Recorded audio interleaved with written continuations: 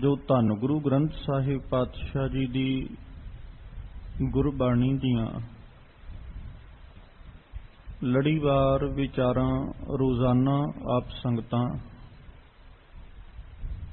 ਗੁਰੂ ਦਰਬਾਰ ਅੰਦਰ ਜੁੜ ਕਰਕੇ ਔਰ ਆਪਣੇ ਆਪਣੇ ਘਰਾਂ ਦੇ ਵਿੱਚ ਟੈਲੀਵਿਜ਼ਨ ਔਰ ਮੀਡੀਆ ਦੇ ਮਾਧਿਅਮ ਰਾਹੀਂ ਇਸ ਅਸਥਾਨ ਤੋਂ ਸਰਵਣ ਕਰਦੀਆਂ ਹੋ। ਉਹਨਾਂ ਚੱਲ ਰਹੀਆਂ ਲੜੀਵਾਰ ਵਿਚਾਰਾਂ ਦੇ ਨਾਲ ਆਪਾਂ ਸਾਂਝ ਪਾਈਏ। ਵਿਚਾਰਾਂ ਆਰੰਭਣ ਤੋਂ ਪਹਿਲਾਂ ਮਾਲਕ ਆਪ ਮਿਹਰ ਕਰਨ, ਆਪਣਾ ਰਹਿਮਤ ਭਰਿਆ ਬਖਸ਼ਿਸ਼ ਭਰਿਆ ਹੱਥ ਸਿਰ ਤੇ ਰੱਖਣ ਔਰ ਸਤਿਗੁਰੂ ਜੀ ਆਪ ਵਿੱਚ ਵਰਤ ਕੇ ਆਪਣੀ ਬਾਣੀ ਆਪਣੇ ਸ਼ਬਦ ਦੀ ਵਿਚਾਰ ਕਰਵਾ ਲੈਣ ਔਰ ਆਪ ਸਰਬਤ ਸੰਗਤ ਬਖਸ਼ੋ। ਅਸੀਸ ਕੋਈ ਰਸਨਾ ਸਖਣੀ ਨਾ ਰਹੇ। ਦੋਵੇਂ ਹੱਥ ਜੋੜ ਆਪਣੀਆਂ ਮਨ ਬਿਰਤੀਆਂ ਇਕਾਗਰ ਕਰਦਿਆਂ ਲਵਾਓ ਗੁਰੂ ਚਰਨਾਂ ਵਿੱਚ ਹਾਜ਼ਰੀ ਅਦਬ ਸਹਿਤ ਸਰਬਤ ਸੰਗਤ ਮਿਲ ਕਰਕੇ ਉਚਾਰਨ ਕਰੂ ਜੀ ਸਤਨਾਮ ਸ੍ਰੀ ਵਾਹਿਗੁਰੂ ਸਾਹਿਬ ਜੀ। ਇੱਕ ਵਾਰ ਫਿਰ ਕਰੋ ਰਸਨਾਵਾਂ ਪਵਿੱਤਰ। ਦੋਵੇਂ ਹੱਥ ਜੋੜ ਮਿਲ ਕੇ ਆਖੋ ਜੀ ਸਤਨਾਮ ਸ੍ਰੀ ਵਾਹਿਗੁਰੂ ਸਾਹਿਬ ਜੀ। ਵਾਹਿਗੁਰੂ ਸਾਹਿਬ ਜੀ। ਸ਼ਲੋਕ ਸ਼ੇਖ ਫਰੀਦ ਕੇ ਇਕ ਓੰਕਾਰ ਸਤ ਗੁਰ ਪ੍ਰਸਾਦ।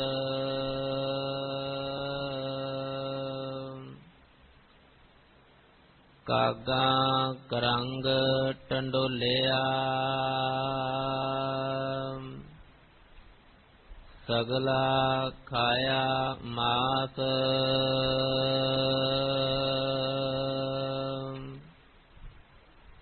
ਏ ਦੋਏ ਨੈਣਾ ਮਤ ਛੂਹ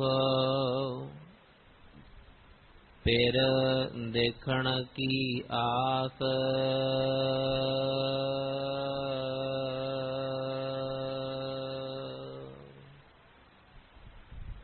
ਜਿਸ ਪਵਨ ਸ਼ਬਦ ਦਾ ਪਾਠ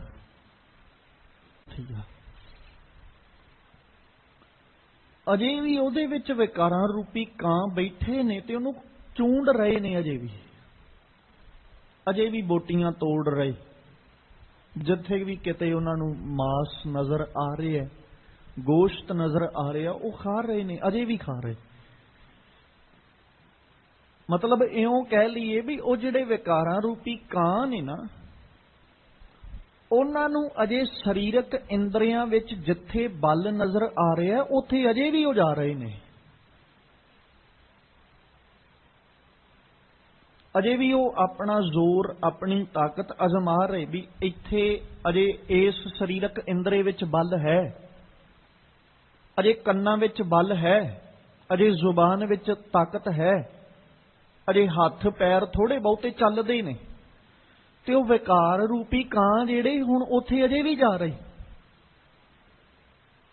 ਪਹਿਲੋਂ ਨਾਲੋਂ ਤੇ ਬੜੀ ਤਾਕਤ, ਬੜਾ ਜ਼ਿਆਦਾ ਬਲ ਜਿਹੜਾ ਹੈ ਉਹ ਨਿਰਬਲਤਾ ਵਾਲੇ ਪਾਸੇ ਜਿਹੜੀ ਮਾਇਆ ਦਾ ਪ੍ਰਭਾਵ ਹੈ ਨਾ, ਉਹ ਅਜੇ ਤੱਕ ਨਹੀਂ ਥੱਕਿਆ। ਤੇ ਇਸ ਇਨਸਾਨ ਨੇ ਰਤਾ ਮਾਤਰ ਵੀ ਵਿਚਾਰ ਨਹੀਂ ਕੀਤੀ। ਬਾਵਰੇ ਤੇ ਤੈਂ ਗਿਆਨ ਵਿਚਾਰ ਨਾ ਪਾਇਓ।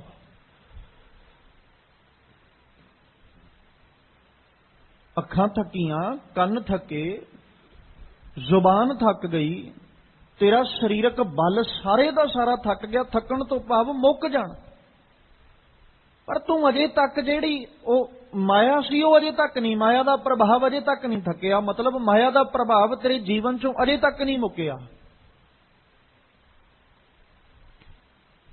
ते तू फिर भी कोई विचार नहीं कर रहा, फिर भी किसी तरह की तू अपने जीवन नूं बचाउण दी कोशिश ते यतन नहीं कर रहा। जिन्हों सतगुरु जी ने नाल एक बचन पावन विच होर आखिया सी भी अखां जिहड़ियां ने ਇਹ ਸੁੱਤੀਆਂ ਪਈਆਂ, नैनी नींद पर दृष्ट विकार, श्रवण सोए सुन निंद विचार, रसना सोई लोभ मीठा साध, मन सोया माया बिस्माद। मन ते और ਉਹ ਸਾਰੇ ਦੇ ਸਾਰੇ ਸਰੀਰਕ ਅੰਗ ਜਿਹੜੇ ਉਹ ਸੁੱਤੇ ਪਏ ਮਾਇਆ ਦੇ ਪ੍ਰਭਾਵ ਹੇਠਾਂ ਕਿੰਨੇ ਜ਼ਿਆਦਾ ਨੇ, ਇਹਨਾਂ ਉੱਤੇ ਮਾਇਕ ਪ੍ਰਭਾਵ ਕਿੰਨਾ, ਤੇ ਇਸੇ ਮਾਇਕ ਪ੍ਰਭਾਵ ਦੇ ਅਧੀਨ ਥੱਕ ਚੁੱਕੇ ਨੇ। ਨਿਰਬਲ ਹੋ ਕੇ ਖਾਂਦਿਆਂ ਖਾਂਦਿਆਂ ਮੂੰਹ ਇਕੱਠਾ ਪੈ ਜਾਂਦਿਆਂ ਸਭ ਅੰਗ ਥੱਕ ਗਏ ਹੁਣ। ਕਾਗਾ ਰੰਗ ਢੰਡੋਲਿਆ, ਅਜੇ ਵਿਕਾਰ ਜਿਹੜੇ ਉਹ ਢੰਡੋਲ ਰਹੇ ਨੇ, ਤੇ ਢੰਡੋਲ ਕੇ ਕੀ ਕਰ ਰਹੇ, ਸਗਲਾ ਖਾਇਆ ਮਾਸ, ਅਜੇ ਵੀ ਉਹ ਖਾ ਰਹੇ ਨੇ, ਆਪਣੀ ਪੂਰਤੀ ਅਜੇ ਵੀ ਕਰ ਰਹੇ, ਵਿਕਾਰਾਂ ਨੂੰ ਅਜੇ ਵੀ ਕਿਤੇ ਨਾ ਕਿਤੇ ਬਲ, ਕਿਤੇ ਨਾ ਕਿਤੇ ਤਾਕਤ ਨਜ਼ਰ ਆ ਰਹੀ ਹੈ, ਉਹ ਢੰਡੋਲਦੇ ਨੇ। ਜਿਵੇਂ ਕੋਈ ਜਾਨਵਰ ਆਪਾਂ ਪੰਛੀ ਆਪਣੀਆਂ ਅੱਖਾਂ ਨਾਲ ਸੰਸਾਰਕ ਤੌਰ ਤੇ ਵੀ ਵੇਖਦੇ ਆ, ਉਹਨੂੰ ਕਿਤੇ ਆਪਣਾ ਭੋਜਨ ਨਜ਼ਰ ਆਉਂਦਾ, ਉੱਥੇ ਬੈਠ ਕੇ ਉਹ ਪਹਿਲਾਂ ਆਸਾਨੀ ਨਾਲ ਆਪਣਾ ਭੋਜਨ ਚੁਗਦਾ, ਪਰ ਜਦੋਂ ਉਹਨੂੰ ਉੱਥੇ ਭੋਜਨ ਮੁੱਕਦਾ ਨਜ਼ਰ ਆਉਂਦਾ ਫਿਰ ਉਹ ਢੰਡੋਲਣ ਲੱਗ ਜਾਂਦਾ, ਫਰੋਲਣ ਲੱਗ ਜਾਂਦਾ। ਫਰੋਲਦਾ ਹੋਇਆ ਫਿਰ ਫਰੋਲ ਕੇ ਲੱਭ ਕੇ ਉਹਦੇ ਚੋਂ ਆਪਣੇ ਭੋਜਨ ਦੀ, ਆਪਣੇ ਦਾਣੇ ਦੀ ਉਹ ਸੇਵਨ ਕਰਦਾ, ਆਪਣੀ ਜ਼ਰੂਰਤ ਨੂੰ ਪੂਰੀਆਂ ਕਰਦਾ। ਇਸੇ ਤਰ੍ਹਾਂ ਵਿਕਾਰਾਂ ਦੀ ਹਾਲਤ ਹੈ। ਪਹਿਲੋਂ ਤੇ ਜਿੰਨਾ ਚਿਰ ਬਲ ਨਜ਼ਰ ਆਉਂਦਾ ਰਿਹਾ ਉਹਨਾਂ ਚਿਰ ਤੇ ਇਹ ਆ ਕੇ ਉੱਪਰੋਂ ਸਾਡੇ ਬਲ ਨੂੰ ਵਰਤਦੇ ਰਹੇ, ਪਰ ਹੁਣ ਜਦੋਂ ਬਲ ਕਮਜ਼ੋਰ ਹੁੰਦਾ ਨਜ਼ਰ ਆਇਆ, ਸਰੀਰ ਕਮਜ਼ੋਰ ਨਜ਼ਰ ਹੁੰਦਾ ਆਇਆ, ਇਹਨਾਂ ਨੇ ਅਜੇ ਵੀ ਖਹਿੜਾ ਨਹੀਂ ਛੱਡਿਆ, ਅਜੇ ਵੀ ਇਹ ਸਾਡੀ ਕਾਇਆ ਦੇ ਅੰਦਰ ਬੈਠੇ ਨੇ, ਤੇ ਜਦੋਂ ਕਿਤੇ ਇਹਨਾਂ ਨੂੰ ਬਲ ਨਜ਼ਰ ਆਉਂਦਾ, ਤਾਕਤ ਨਜ਼ਰ ਆਉਂਦੀ ਹੈ, ਫਿਰ ਆਪਣਾ ਪ੍ਰਭਾਵ ਜਿਹੜਾ ਉਹ ਪਾ ਲੈਂਦੇ ਨੇ। ਤੇ ਉਸ ਕਾਇਆ ਦੇ ਅੰਦਰ ਕਿਤੇ ਰਤਾ ਮਾਤਰ ਰੱਬੀ ਪ੍ਰੀਤ ਉਪਜ ਪਈ, ਜਿਹਨੂੰ ਆਪਾਂ ਇਉਂ ਕਹਿ ਲਈਏ ਸਾਰੀ ਜ਼ਿੰਦਗੀ ਤੇ ਵਿਕਾਰ ਭੋਗੇ, ਪਰ ਵਿਕਾਰ ਭੋਗਦਿਆਂ ਇੱਕ ਰਤਾ ਮਾਤਰ ਠੋਕਰ ਜਿਹੀ ਵੱਜੀ, ਤੇ ਉਹਨੇ ਸੁਰਤ ਨੂੰ ਟਿਕਾਣੇ ਲੈ ਕੇ ਆਂਦਾ। ਜਦੋਂ ਸੁਰਤ ਟਿਕਾਣੇ ਆਈ ਤੇ ਹੁਣ ਉਹ ਕਾਵਾਂ ਨੂੰ ਪਤਾ ਕੀ ਕਹਿ ਰਿਹਾ ਹੈ, ਤੁਸੀਂ ਆਪਣਾ ਜ਼ੋਰ ਬੜਾ ਲਾ ਲਿਆ, ਤੇ ਤੁਸੀਂ ਮੇਰੇ ਸਰੀਰ ਦਾ ਮਾਸ ਨੋਚ ਭਾਵ ਮੇਰੇ ਜੀਵਨ ਦਾ ਮਾਸ ਨੋਚ ਖਾਦਾ, ਤੁਸੀਂ ਜੀਵਨ ਮੇਰਾ ਬਰਬਾਦ ਕੀਤਾ। ਹੁਣ ਤੁਹਾਨੂੰ ਮੈਂ ਇੱਕ ਗੱਲ ਕਹਿਣਾ, ਇਹ ਦੋਏ ਨੈਣਾ ਮਤ ਛੂਹੋ, ਵੀ ਹੁਣ ਕਿਤੇ ਮੇਰੀਆਂ ਅੱਖਾਂ ਨੂੰ ਹੋਰ ਵਿਕਾਰੀ ਨਾ ਕਰਿਓ, ਕਿਉਂਕਿ ਅਜੇ ਮੇਰੇ ਮਨ ਅੰਦਰ ਤਾਂਘ ਤੇ ਹੋਣੀ ਉੱਠੀ ਹੈ ਨਾ। ਪਹਿਲੋਂ ਤੇ ਅੱਖਾਂ ਨਾਲ ਵੀ ਕੀ ਕਰਦਾ ਰਿਹਾ, ਪਰਾਇਆ ਧਨ ਤੇ ਪਰਾਇਆ ਤਨ ਵੇਖਦਾ ਹੀ ਰਿਹਾ ਨਾ, ਪਹਿਲੋਂ ਤੇ ਅੱਖਾਂ ਨਾਲ ਵੀ। ਉੱਥੇ ਆ ਕੇ ਵੀ ਕਾਂ ਆਪਣਾ ਪ੍ਰਭਾਵ ਪਾਉਂਦੇ ਰਹੇ, ਵਿਕਾਰਾਂ ਨੇ ਉੱਥੇ ਆ ਕੇ ਵੀ ਜਿਹੜਾ ਆਪਣਾ ਪ੍ਰਭਾਵ ਪਾਇਆ, ਉੱਥੋਂ ਵੀ ਉਹਨਾਂ ਮਾਸ ਚੂੰਡਿਆ, ਅੱਖਾਂ ਨੂੰ ਗੰਧਲਿਆਂ ਕੀਤਾ। ਪਰ ਜਦੋਂ ਠੋਕਰ ਵੱਜੀ ਨਾ, ਹੁਣ ਉਹ ਠੋਕਰ ਵੱਜਣ ਤੋਂ ਬਾਅਦ ਵਿੱਚ ਉਹੀ ਵਿਕਾਰੀ ਇਨਸਾਨ ਜਿਨੇ ਸਾਰੀ ਜ਼ਿੰਦਗੀ ਵਿਕਾਰਾਂ ਵਿੱਚ ਕੱਢੀ, ਉਹਨੇ ਫਿਰ ਆਖਿਆ ਤੁਸੀਂ ਬਾਕੀ ਤੇ ਸਰੀਰਕ ਬਲ ਜਿਹੜਾ, ਬਾਕੀ ਤੇ ਸਾਰੇ ਸਰੀਰਕ ਅੰਗ ਜਿਹੜੇ, ਇੰਦਰੇ ਜਿਹੜੇ, ਉਹਨਾਂ ਨੂੰ ਵਿਕਾਰਾਂ ਵਿੱਚ ਫਸਾ ਕੇ ਨਿਰਬਲ ਕਰਤਾ ਹੈ। ਅੱਖਾਂ ਵੀ ਨਿਰਬਲ ਹੋ ਜਾਣਗੀਆਂ, ਪਰ ਹੁਣ ਮੈਂ ਤੁਹਾਨੂੰ ਕਹਿਣਾ, ਅਜੇ ਤਾਂਘ ਤੇ ਮੇਰੇ ਅੰਦਰ ਹੁਣ ਉੱਠੀ ਹੈ, ਹੁਣ ਮੇਰੀਆਂ ਅੱਖਾਂ ਨੂੰ ਹੋਰ ਮੈਲਿਆ ਨਾ ਕਰਿਓ, ਕਿਉਂਕਿ ਫਿਰ ਦੇਖਣ ਕੀ ਆਸ, ਹੁਣ ਮੇਰੇ ਮਨ ਅੰਦਰ ਇੱਕ ਆਸ ਉਪਜੀ ਹੈ, ਤੇ ਉਹ ਆਸ ਹੈ ਮੈਨੂੰ ਆਪਣੇ ਖਸਮ, ਆਪਣੇ ਮਾਲਕ ਨੂੰ ਵੇਖਣ ਦੀ।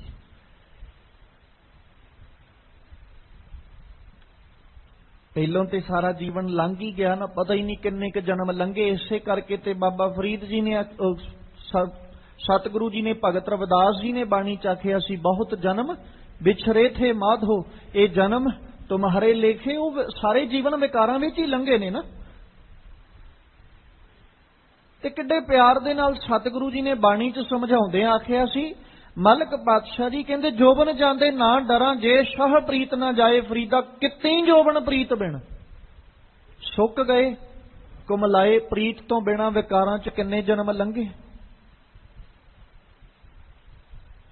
ਗੁਰਬਾਣੀ ਨੇ ਜਿੱਥੇ ਸਾਨੂੰ ਉਪਦੇਸ਼ ਦਿੱਤਾ, ਜਿੱਥੇ ਸਾਨੂੰ ਪ੍ਰੇਰਣਾ ਦਿੱਤੀ, ਉੱਥੇ ਸਾਨੂੰ ਗੁਰਬਾਣੀ ਨੇ ਇਸ ਪੱਖ ਤੋਂ ਸਮਝਾਇਆ ਵੀ ਹੈ। ਜੇ ਅਸੀਂ ਇਸ ਜੀਵਨ 'ਚ ਬੈਠੇ ਆ ਨਾ, ਮਨੁੱਖਾ ਜਨਮ 'ਚ ਬੈਠੇ ਆ, ਠੀਕ ਹੈ, ਰੱਬ ਦਾ ਇੱਕ ਬੜਾ ਵੱਡਾ ਉਪਕਾਰ ਸਾਡੇ ਉੱਤੇ, ਉਹਨੇ ਬੜੀ ਕਿਰਪਾ ਸਾਡੇ ਉੱਤੇ ਵਰਤਾਈ, ਸਾਨੂੰ ਮਨੁੱਖਾ ਜਨਮ ਦਿੱਤਾ। ਪਰ ਇਹ ਮਨੁੱਖਾ ਜਨਮ ਇਸ ਗੱਲ ਦਾ ਪ੍ਰੂਫ ਵੀ ਹੈ, ਇਸ ਗੱਲ ਦਾ ਸਾਡੇ ਕੋਲ ਸਬੂਤ ਹੈ ਕਿ ਅਸੀਂ ਪਹਿਲੋਂ ਜੀਵਨ ਆਪਣਾ ਵਿਕਾਰਾਂ ਵਿੱਚ ਕੱਢਿਆ, ਤਾਂ ਕਰਕੇ ਜੰਮਣ ਮਰਨ ਦੇ ਗੇੜ 'ਚ ਅਜੇ ਵੀ ਬੈਠੇ ਆ। ਇਸ ਗੱਲ ਦਾ ਸਬੂਤ ਵੀ ਤੇ ਹੈ ਨਾ।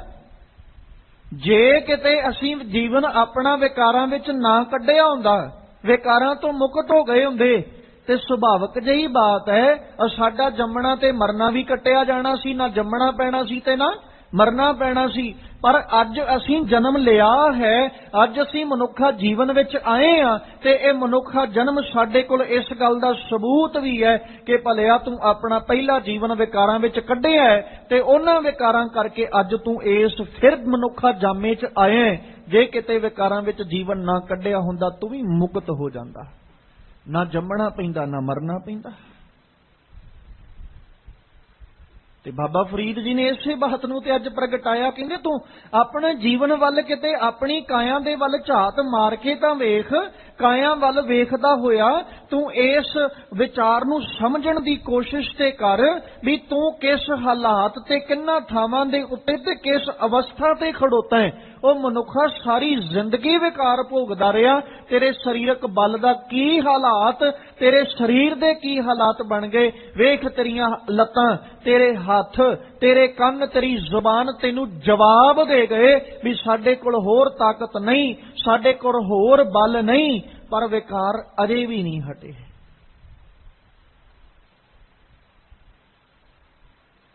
ਮਨੁੱਖ ਇਹ ਨਹੀਂ ਕਹਿ ਸਕਦਾ ਵੀ ਬੁਢਾਪੇ 'ਚ ਆ ਕੇ ਤੇ ਮੈਂ ਵਿਕਾਰਾਂ ਤੋਂ ਹਟ ਗਿਆ।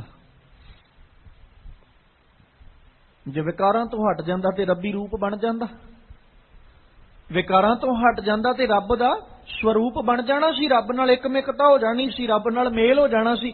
ਬੁਢੇਪੇ ਵਿੱਚ ਆ ਕੇ ਵਿਕਾਰਾਂ ਤੋਂ ਹਟਿਆ ਨਹੀਂ, ਵਿਕਾਰ ਕਮਾਉਣ ਦੀ ਆਸ ਤੇ ਅਜੇ ਵੀ ਹੈ, ਪਰ ਅਫਸੋਸ ਇਸ ਗੱਲ ਦਾ ਹੈ ਵੀ ਹੁਣ ਬਲ ਹੈ ਨਹੀਂ ਸਰੀਰ ਵਿੱਚ, ਹੁਣ ਕਾਇਆ ਵਿੱਚ ਤਾਕਤ ਨਹੀਂ ਹੈ। ਨਹੀਂ ਤੇ ਲੁੱਟਣ ਨੂੰ ਤੇ ਅੱਜ ਵੀ ਗਰੀਬਾਂ ਨੂੰ ਲੁੱਟ ਲਏ, ਪਰ ਹੁਣ ਸਰੀਰ ਸਾਥ ਨਹੀਂ ਦੇ ਰਿਹਾ। ਖੋਣ ਨੂੰ ਤੇ ਅੱਜ ਵੀ ਗਰੀਬਾਂ ਦਾ ਹੱਥ ਖੋਹ ਲਵੇ, ਪਰ ਹੁਣ ਨਾ ਹੱਥ ਸਾਥ ਦੇ ਰਹੇ ਨਾ ਪੈਰ ਸਾਥ ਦੇ ਰਹੇ ਨੇ। ਸੁਣਨ ਨੂੰ ਤੇ ਅੱਜ ਵੀ ਨਿੰਦਿਆ ਤੇ ਉਸਤਤ ਸੁਣੇ, ਝੂਠੀ ਉਸਤਤ ਕਰੇ, ਝੂਠੀ ਨਿੰਦਿਆ ਅੱਜ ਵੀ ਕਰੇ, ਪਰ ਅਫਸੋਸ ਨਾ ਜ਼ੁਬਾਨ ਸਾਥ ਦੇ ਰਹੀ ਹੈ ਨਾ ਕੰਨ ਸਾਥ ਦੇ ਰਹੇ ਨੇ। ਔਰ ਵੇਖੋ ਨਾ ਤੁਸੀਂ, ਕੰਨ ਜਿੰਨਾ ਚਿਰ ਸਾਥ ਦੇ ਰਹੇ, ਬੰਦਾ ਸੁਣ ਰਿਹਾ, ਝੂਠੀ ਨਿੰਦਿਆ ਵੀ ਸੁਣ ਰਿਹਾ, ਉਸਤਤ ਵੀ ਸੁਣ ਰਿਹਾ।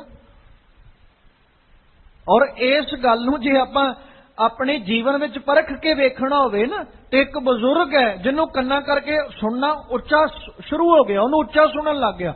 ਹੁਣ ਉਹਦੇ ਕੋਲ ਬਹਿ ਕੇ ਕੋਈ ਵਿਚਾਰ ਕਰੋ ਸਹੀ, ਗੱਲ ਕਰੋ ਸਹੀ, ਉਹ ਬਾਰ-ਬਾਰ ਆਖੇਗਾ ਉੱਚੀ ਬੋਲੋ, ਮੈਨੂੰ ਸੁਣਦਾ ਨਹੀਂ ਪਿਆ।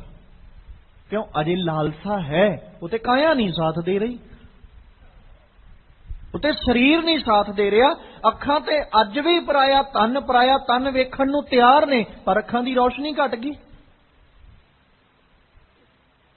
ਵਿਕਾਰ ਨਹੀਂ ਛੱਡੇ, ਵਿਕਾਰ ਤੇ ਅਜੇ ਵੀ ਜ਼ਿੰਦਗੀ 'ਚ ਹਾਵੀ ਨੇ, ਅਜੇ ਵੀ ਪ੍ਰਭਾਵੀ ਨੇ। ਉਹ ਆਪਣਾ ਜ਼ੋਰ ਕਾਂ ਅਜੇ ਵੀ ਲਾ ਰਹੇ ਨੇ। ਜਿੱਥੇ ਕਿਤੇ ਬਲ ਦਿਸ ਰਿਹਾ, ਜਿੱਥੇ ਕਿਤੇ ਤਾਕਤ ਦਿਸ ਰਹੀ, ਉਹ ਢੰਡੋਲਦੇ, ਪਹਿਲੋਂ ਸਾਰੇ ਜੀਵਨ ਨੂੰ ਢੰਡੋਲਦੇ ਨੇ, ਸਾਰੀ ਕਾਇਆ ਨੂੰ ਢੰਡੋਲਦੇ। ਜਿੱਥੇ ਉਹਨਾਂ ਨੂੰ ਗੋਸ਼ਤ ਨਜ਼ਰ ਆਉਂਦਾ ਉੱਥੇ ਬਹਿ ਜਾਂਦੇ ਨੇ। ਅੱਖਾਂ ਵਿੱਚ ਨਜ਼ਰ ਆਇਆ ਅੱਖਾਂ ਤੇ ਬਹਿ ਗਏ, ਕੰਨਾਂ 'ਚ ਨਜ਼ਰ ਆਇਆ ਕੰਨਾਂ ਤੇ ਬਹਿ ਗਏ, ਹੱਥਾਂ ਤੇ ਨਜ਼ਰ ਆਇਆ ਹੱਥਾਂ ਤੇ ਬਹਿ ਗਏ। ਜੇ ਉਹਨਾਂ ਨੂੰ ਗੋਸ਼ਤ ਪੈਰਾਂ ਵਿੱਚ ਨਜ਼ਰ ਆਇਆ ਤੇ ਉਹ ਪੈਰਾਂ ਤੇ ਵੀ ਬਹਿ ਕੇ ਚੂੰਡਣ ਲੱਗ ਜਾਂਦੇ। ਪੈਰ ਤੁਰ ਪੈਂਦੇ ਮਾੜੀ ਥਾਂ ਵੱਲ, ਪੈਰ ਤੁਰ ਪੈਂਦੇ ਨੇ ਭੈੜੇ ਅਸਥਾਨ ਵੱਲ। ਜੇ ਕਿਤੇ ਵਿਕਾਰ ਜੀਵਨ 'ਚੋਂ ਮੁੱਕੇ ਹੁੰਦੇ ਤੇ ਫਿਰ ਪੈਰ ਜਿਹੜੇ ਨਾ ਉਹ ਮਾੜੀ ਥਾਂ ਤੇ ਜਾਣ ਦੀ ਬਜਾਏ ਚੰਗੀ ਥਾਂ ਵੱਲ ਆਉਣੇ ਸ਼ੁਰੂ ਹੋ ਜਾਂਦੇ। ਇਹ ਤੇ ਚੰਗੀ ਥਾਂ ਵੱਲ ਛੱਡ ਕੇ ਹੁਣ ਮਾੜੀ ਥਾਂ ਵੱਲ ਵੀ ਨਹੀਂ ਜਾ ਰਹੇ। ਕਾਰਨ ਕੀ ਹੈ? ਕਿਉਂਕਿ ਬਲ ਹੀ ਨਹੀਂ ਰਿਹਾ। ਹੁਣ ਇਹ ਕਹਿੰਦਾ ਵੀ ਹੁਣ ਏਦਾਂ ਕਰੋ ਵੀ ਮੇਰੇ ਸਰੀਰ 'ਚ ਬਲ ਨਹੀਂ ਰਿਹਾ, ਹੁਣ ਤੁਸੀਂ ਸੰਭਾਲੋ ਮੈਨੂੰ। ਕਾਇਆ ਥੱਕ ਤੇ ਗਈ, ਪਰ ਵਿਕਾਰਾਂ ਨੇ ਆਪਣਾ ਪ੍ਰਭਾਵ ਨਹੀਂ ਛੱਡਿਆ। ਤੇ ਬਾਬਾ ਫਰੀਦ ਜੀ ਅੱਜ ਕਾਵਾਂ ਨੂੰ ਕਹਿੰਦੇ ਹੋ, ਇਹ ਦੋਏ ਨੈਣਾ ਮਤ ਛੂਹੋ, ਇਹਨਾਂ ਨੂੰ ਨਾ ਛੂਹੋ। ਹੁਣ ਬਹੁਤ ਖਾ ਲਿਆ ਤੁਸੀਂ, ਸਾਰਾ ਪਿੰਜਰ ਖਾਦਾ। ਕਾਇਆ ਸਾਰੀ ਦੀ ਸਾਰੀ ਤੁਸੀਂ ਢੰਡੋਲ ਮਾਰੀ, ਆਪਣੀਆਂ ਚੁੰਝਾਂ ਨਾਲ ਤੁਸੀਂ ਇੱਕ ਇੱਕ ਕਰਕੇ ਚੂੰਡਦੇ ਰਹੇ, ਨੋਚ ਨੋਚ ਕੇ ਖਾਦਾ ਤੁਸੀਂ, ਜੀਵਨ ਸਾਰਾ ਨੋਚ ਨੋਚ ਖਾਦਾ। ਕਿਹੜਾ ਪਲ ਹੁੰਦਾ ਸੀ ਜਿੱਦਣ ਇਨਸਾਨ ਵਿਕਾਰਾਂ ਤੋਂ ਪਾਸੇ ਹੋਇਆ? ਉਹ ਵਿਕਾਰਾਂ ਦੇ ਵਿੱਚ ਗਰਸਿਆ ਹੋਇਆ ਚੂੰਡ ਚੂੰਡ ਹੀ ਖਾ ਰਹੇ ਨਾ।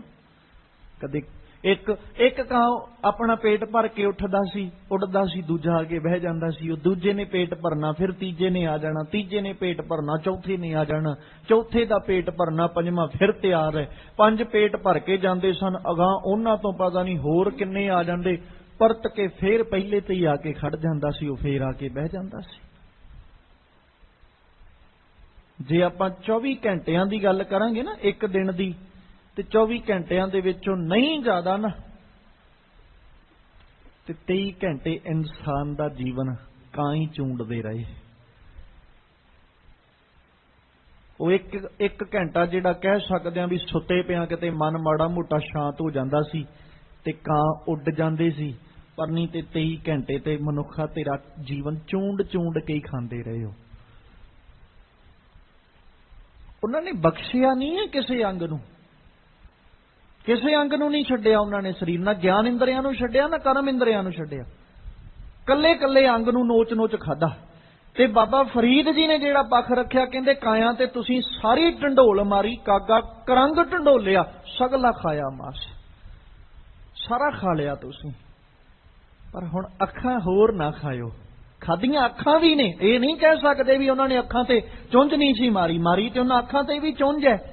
ਪਰ ਹੁਣ ਜਿਹੜੀ ਅੰਦਰ ਇੱਕ ਠੋਕਰ ਵੱਜੀ ਸੀ ਨਾ, ਅੰਦਰ ਇੱਕ ਠੇਡਾ ਲੱਗਿਆ ਵਿਕਾਰਾਂ ਕਰਕੇ, ਭੋਗਦਿਆਂ ਵਿਕਾਰ ਇੱਕ ਠੋਕਰ ਵੱਜ ਗਈ, ਉਹਨੇ ਸੁਰਤ ਟਿਕਾਣੇ ਲੈ ਕੇ ਆਂਦੀ, ਉਹਨੇ ਸੁਰਤ ਨੇ ਅੰਦਰੋਂ ਝੰਜੋੜਿਆ। ਉਹ ਤੂੰ ਕਿੱਥੇ ਜੀਵਨ ਸਾਰਾ ਬਰਬਾਦ ਕਰ ਲਿਆ ਆਪਣਾ, ਤੂੰ ਸਾਰੇ ਦਾ ਸਾਰਾ ਜੀਵਨ ਵਿਕਾਰਾਂ ਵਿੱਚ ਹੀ ਲੰਘਾ ਲਿਆ। ਉਹਨੇ ਜਦੋਂ ਅੰਦਰਲੀ ਠੋਕਰ ਨੇ ਝੰਜੋੜਿਆ ਨਾ, ਹੁਣ ਵੇਖਿਆ ਵੀ ਬਾਕੀ ਬਲ ਤੇ ਮੁੱਕਦਾ ਹੀ ਲੱਗਦਾ, ਅੱਖਾਂ ਹੀ ਰਹਿ ਗਈਆਂ ਜਿਹੜੀਆਂ ਮਾੜਾ ਮੋਟਾ ਕੰਮ ਕਰਦੀਆਂ। ਤੇ ਉਹ ਕਾਵਾਂ ਨੂੰ ਕਹਿਤਾ, ਇਹ ਦੋਏ ਨੈਣਾ ਮਤ ਛੂਹੋ, ਹੁਣ ਨਾ ਛੂਹੋ ਇਹਨਾਂ ਨੂੰ, ਕਿਉਂਕਿ ਹੁਣ ਨਾ ਮੈਂ ਆਪਣੀਆਂ ਅੱਖਾਂ ਆਪਣੀ ਸੁਰਤ ਨੂੰ ਬਣਾ ਕੇ ਤੇ ਆਪਣੇ ਪਿਰ ਨੂੰ ਵੇਖਣਾ ਚਾਹੁੰਦਾ। ਲੋਏ ਨੂੰ ਸੁਰਤ ਕਰੇ, ਅੱਖਾਂ ਸੁਰਤ ਦੀਆਂ ਬਣਾ ਕੇ ਤੇ ਮੈਂ ਆਪਣੇ ਪਿਰ ਨੂੰ ਵੇਖਣਾ ਚਾਹੁੰਦਾ, ਆਪਣੇ ਪਿਰ ਦੇ ਦਰਸ਼ਨ ਕਰਨੇ ਚਾਹੁੰਦਾ। ਕਿਉਂਕਿ ਸੇ ਅਖੜੀਆਂ ਬਿਆਨ ਜਿੰਨੀ ਦਿਸੰਦੋ ਮਾਂ ਪੀੜੀ, ਤੇ ਉਹਨਾਂ ਅੱਖਾਂ ਨੂੰ ਹੁਣ ਚੁੰਡਿਓ ਨਾ। ਕਿਉਂਕਿ ਕਾਵਾਂ ਨੇ ਤੇ ਆ ਕੇ ਮਨ ਨੂੰ ਕਹਿਣਾ ਹੀ ਹੈ ਨਾ ਵੀ ਚੱਲ ਭਾਈ ਆ ਮਾੜਾ ਵੇਖ ਲਾ, ਕਿੱਡੀ ਕੁ ਗੱਲ ਹੈ। ਤੇ ਇੱਕ ਮੈਂ ਨਿੱਕਾ ਜਿਹਾ ਪੱਖ ਹੋਰ ਰੱਖਦਾ ਚੱਲਾਂ, ਖਿਆਲ ਕਰਿਓ ਵਿਕਾਰਾਂ ਵਿਚਲੇ ਜੀਵਨ ਵਿੱਚ ਭਰਿਆ ਜਿਹਦਾ ਜੀਵਨ ਹੈ ਨਾ ਵਿਕਾਰਾਂ ਨਾਲ, ਉਹ ਇਹ ਨਹੀਂ ਕਹਿ ਸਕਦਾ ਕਿ ਮੇਰੀਆਂ ਅੱਖਾਂ ਮੈਲੀਆਂ ਨਹੀਂ ਕਦੇ ਹੋਈਆਂ। ਉਹ ਕਦੇ ਨਹੀਂ ਕਹਿ ਸਕਦਾ। ਜਿੰਨੇ ਸਾਰਾ ਜੀਵਨ ਵਿਕਾਰਾਂ ਚ ਲੰਘਾਇਆ ਨਾ, ਉਹਦੀਆਂ ਅੱਖਾਂ ਵੀ ਭਾਵੇਂ ਇੱਕ ਵਾਰੀ ਮੈਲੀਆਂ ਹੋਈਆਂ ਹੋਣ ਤੇ ਭਾਵੇਂ 10 ਵਾਰੀ ਹੋਈਆਂ ਹੋਣ, ਮੈਲੀਆਂ ਜ਼ਰੂਰ ਹੋਈਆਂ ਹੋਣਗੀਆਂ। ਤੇ ਹੁਣ ਕਿਤੇ ਨਾ ਕਿਤੇ ਜਾ ਕੇ ਬਾਬਾ ਫਰੀਦ ਜੀ ਨੇ ਆਖਿਆ ਵੀ ਅੱਖਾਂ ਅਜੇ ਬਚਾ ਭਾਈ, ਅਜੇ ਇਹ ਬਚ ਸਕਦੀਆਂ ਜੇ ਬਚਾਈਆਂ ਜਾਣ ਤੇ। ਇਸ ਲਈ ਮੈਂ ਹੁਣ ਕਾਮੋਂ ਤੁਹਾਨੂੰ ਕਹਿ ਰਿਹਾ ਵੀ ਤੁਸੀਂ ਇਹ ਦੋਏ ਨੈਣਾ ਮਤ ਛੂਹੋ, फिर देखण की आस। मेरे अंदर एक तांग उठी है, मेरे अंदर एक तांग जागी है। मैं अपने पिर नूं वेखना चाहुंदा, अपने खसम नूं अपणियां अखां नाल वेखना चाहुंदा। तुसीं मेरा सारा जीवन ते गंदला करता, पर मेरियां अखां नूं हुण सुथरीआं रहण दिओ, इन्हां नूं हुण ना छेड़िओ। इस तरीके नाल बाबा फरीद जी ने अज पहले शलोक विच जो अज बख्शिश कीता सानू, ਉਹਦੇ ਵਿੱਚ ਸਾਨੂੰ ਪਾਵਨ ਉਪਦੇਸ਼, ਪਾਵਨ ਬਚਨ ਸਿਖਾਉਂਦੇ ਆ, ਸਾਨੂੰ ਸਿਧਾਂਤ ਦ੍ਰਿੜ ਕਰਾਉਂਦੇ ਆ। ਇਹ ਸਮਝਾਇਆ, ਮਨੁੱਖਾ ਯਤਨ ਕਰ, ਆਪਣੇ ਜੀਵਨ ਨੂੰ ਵਿਕਾਰਾਂ ਤੋਂ ਉਪਰਾਮ ਹੋ ਕੇ ਜਿਉਣ ਦੀ ਕੋਸ਼ਿਸ਼ ਕਰਿਆ ਕਰ। ਕਿਉਂਕਿ ਅੱਖਾਂ ਦਾ ਕਰਮ ਹੈ। ਇਹ ਨੇਤਰੋ ਮੇਰਿਓ ਹਰ ਤੁਮ ਮੈਂ ਜੋਤ ਧਰੀ, ਹਰ ਬਿਨ ਅਵਰ ਨਾ ਦੇਖੋ ਕੋਈ, ਨਦਰੀ ਹਰ ਨੇ ਹਾਲਿਆ। ਤੇ ਤੁਸੀਂ ਕਿੱਥੇ ਖੜੀਆਂ ਜੇ?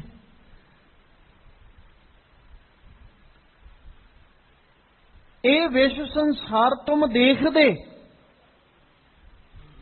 ਹਰ ਕਾ ਰੂਪ ਹੈ, ਹਰ ਰੂਪ ਨਦਰੀ ਆਇਆ। ਤੇ ਤੁਸੀਂ ਕਿੱਥੇ ਖੜੀਆਂ ਜੇ? ਧੰਨ ਗੁਰੂ ਅਮਰਦਾਸ ਪਾਤਸ਼ਾਹ ਜੀ ਦਾ ਇਹ ਪਾਵਨ ਬਚਨ ਨਾ, ਇਹ ਵਿਸ਼ਵ ਸੰਸਾਰ ਤੁਮ ਦੇਖਦੇ। ਇਹ ਜਿਹੜਾ ਵਿਸ਼ਵ ਰੂਪ ਸੰਸਾਰ ਹੈ, ਕੀ ਹੈ? ਤੁਸੀਂ ਦੇਖ ਰਹੀ ਹੋ, ਇਹ ਹਰ ਕਾ ਰੂਪ ਹੈ। ਤੇ ਤੁਹਾਨੂੰ ਇਹਦੇ ਚੋਂ ਹਰ ਰੂਪ ਨਜ਼ਰ ਆ ਹੀ ਨਹੀਂ ਰਿਹਾ। ਤੁਸੀਂ ਕੀ ਵੇਖ ਰਹੀ ਹੋ? ਇਸ ਸੰਸਾਰ ਨੂੰ ਵੀ ਵਿਸ਼ ਬਣਾ ਕੇ ਵੇਖ ਰਹੀਆਂ ਹੋ, ਜ਼ਹਿਰ ਬਣਾ ਕੇ ਵੇਖ ਰਹੀਆਂ ਹੋ। ਜਿਹੜਾ ਹਰੀ ਦਾ ਰੂਪ ਸੀ ਸੰਸਾਰ ਸਾਰੇ ਦਾ ਸਾਰਾ, ਜਿਹੜਾ ਪਰਮਾਤਮਾ ਦਾ ਸਵਰੂਪ ਹੈ, ਇਹ ਨੇਤਰੋ ਮੇਰਿਓ ਤੁਸੀਂ ਇਹਨੂੰ ਵੀ ਵਿਸ਼ ਬਣਾ ਕੇ ਵੇਖੀ ਜਾਂਦੀਆਂ ਹੋ। ਅੱਖਾਂ ਮੇਰੀਆਂ ਇਹਨੂੰ ਵੀ ਜ਼ਹਿਰ ਬਣਾ ਬਣਾ ਕੇ ਵੇਖੀ ਜਾਂਦੀਆਂ। ਇੱਥੋਂ ਆਪਾਂ ਅਨੁਭਵ ਕਰ ਸਕਦੇ ਹਾਂ ਕਿ ਅੱਖਾਂ ਕਿੰਨੀਆਂ ਜ਼ਿਆਦਾ ਵਿਕਾਰੀ ਤੇ ਕਿੰਨੀਆਂ ਗੰਦਲੀਆਂ ਨੇ, ਜਿਹੜੀਆਂ ਰੱਬ ਦੇ ਰੂਪ ਨੂੰ ਵੀ ਵਿਕਾਰੀ ਬਣਾ ਬਣਾ ਵੇਖੀ ਜਾਂਦੀਆਂ। ਇੱਕ ਨਿੱਕਾ ਜਿਹਾ ਪੱਖ ਮੈਂ ਇੱਥੇ ਹੋਰ ਰੱਖਦਾ ਚੱਲਾਂ। ਸੰਸਾਰਕ ਤੌਰ ਤੇ ਇਸ ਚੀਜ਼ ਨੂੰ ਤੁਸੀਂ ਅਨੁਭਵ ਕਰਕੇ ਵੇਖਿਓ। ਬੜੀਆਂ ਘਟਨਾਵਾਂ ਐਸੀਆਂ ਵਾਪਰਦੀਆਂ ਨੇ, ਜੇ ਅੱਖਾਂ ਵਿਕਾਰੀ ਨਾ ਹੁੰਦੀਆਂ, ਚਲੋ ਸੰਸਾਰ ਨੂੰ ਗੁਰੂ ਪਾਤਸ਼ਾਹ ਕਹਿ ਰਹੇ ਇਹ ਰੱਬ ਦਾ ਰੂਪ ਹੈ। ਜਿਨਨੇ ਰੱਬ ਨੂੰ ਸੰਸਾਰ ਵਿੱਚੋਂ ਵੇਖਿਆ ਉਹਨੇ ਕਹਿਤਾ ਭਾਈ ਸਾਰੇ ਦਾ ਸਾਰਾ ਸੰਸਾਰ ਰੱਬ ਰੂਪ ਹੈ। ਤੇ ਜਿਹੜਾ ਅਜੇ ਸੰਸਾਰਕ ਤਲ ਤੇ ਜਿਉਂਦਾ ਉਹ ਕਹਿ ਸਕਦੇ ਆ ਉਹਨੇ ਅਜੇ ਤੱਕ ਸੰਸਾਰ ਵਿੱਚੋਂ ਰੱਬ ਵੇਖਿਆ ਹੀ ਨਹੀਂ। ਪਰ ਬੱਚੇ ਤੇ ਬੱਚੀਆਂ ਚੋਂ ਰੱਬ ਤੇ ਸਾਰਿਆਂ ਨੂੰ ਹੀ ਦਿਸਦਾ ਨਾ। ਸਾਰੇ ਆਪਾਂ ਕਹਿੰਦੇ ਬੱਚੇ ਬੱਚੀਆਂ ਰੱਬ ਦਾ ਰੂਪ ਨੇ। ਤੇ ਜਦੋਂ ਬੱਚਿਆਂ ਦੇ ਨਾਲ ਤੇ ਬੱਚੀਆਂ ਦੇ ਨਾਲ ਜ਼ਬਰੀ ਜ਼ੁਲਮ ਕੀਤਾ ਜਾਂਦਾ ਹੈ, ਤੇ ਇੱਥੋਂ ਅੰਦਾਜ਼ਾ ਲਾ ਸਕਦੇ ਹਾਂ ਕਿ ਉਹ ਇਨਸਾਨ ਕਿੱਡਾ ਵਿਕਾਰਾਂ 'ਚ ਗਰਸਿਆ। ਉਹਨੂੰ ਉਹਨਾਂ ਵਿੱਚੋਂ ਵੀ ਰੱਬ ਨਹੀਂ ਨਜ਼ਰ ਆਇਆ। ਉਹਨਾਂ 'ਚੋਂ ਵੀ ਜ਼ਹਿਰ ਹੀ ਵੇਖਦਾ ਰਿਹਾ ਨਾ, ਉਹਨਾਂ 'ਚੋਂ ਵੀ ਵਿਕਾਰ ਹੀ ਵੇਖੇ ਉਹਨੇ। ਉਹਨੇ ਨਹੀਂ ਵਿਚਾਰ ਕੀਤੀ ਕਿਸੇ ਪ੍ਰਕਾਰ ਦੀ, ਕਿਸੇ ਪ੍ਰਕਾਰ ਉਹਨੇ ਨਹੀਂ ਸੋਚਿਆ। ਉਹ ਕੇਵਲ ਆਪਣੀ ਜ਼ਹਿਰ ਦੀ ਪੂਰਤੀ ਲਈ, ਆਪਣੇ ਵਿਕਾਰਾਂ ਦੀ ਪੂਰਤੀ ਦੇ ਲਈ ਉਹਨੇ ਕਿਸੇ ਪੱਖ ਨੂੰ ਨਾ ਸੋਚਿਆ ਤੇ ਨਾ ਵਿਚਾਰਿਆ। ਉਹ ਰੱਬ ਦੇ ਰੂਪ ਵਿੱਚੋਂ ਵੀ ਜ਼ਹਿਰ ਹੀ ਵੇਖਦਾ ਰਹਿ ਗਿਆ। ਤੇ ਬਾਬਾ ਫਰੀਦ ਜੀ ਕਹਿੰਦੇ, ਮੈਂ ਤੁਹਾਨੂੰ ਕਹਿਣਾ ਹੁਣ ਬਸ ਕਰੋ, ਵੀ ਹੋਰ ਮੇਰੇ ਸਰੀਰਕ ਬਲ ਨੂੰ ਖਤਮ ਨਾ ਕਰੋ, ਨਾ ਇਹਨੂੰ ਖਾਵੋ, ਛੱਡ ਦਿਓ। ਮੈਂ ਆਪਣੇ ਖਸਮ ਮਾਲਕ ਨੂੰ ਅਜੇ ਮਿਲਣਾ ਚਾਹੁੰਦਾ ਹਾਂ। ਕਾਗਾ ਚੂੰਡ ਨਾ ਪਿੰਜਰਾ, ਬਸੈ ਤਾਂ ਉਡਰ ਜਾਹੇ। ਜਿਤ ਪਿੰਜਰੈ ਮੇਰਾ ਸਹੁ ਵਸੈ, ਮਾਸ ਨਾ ਤਿਦੁ ਖਾਹੇ।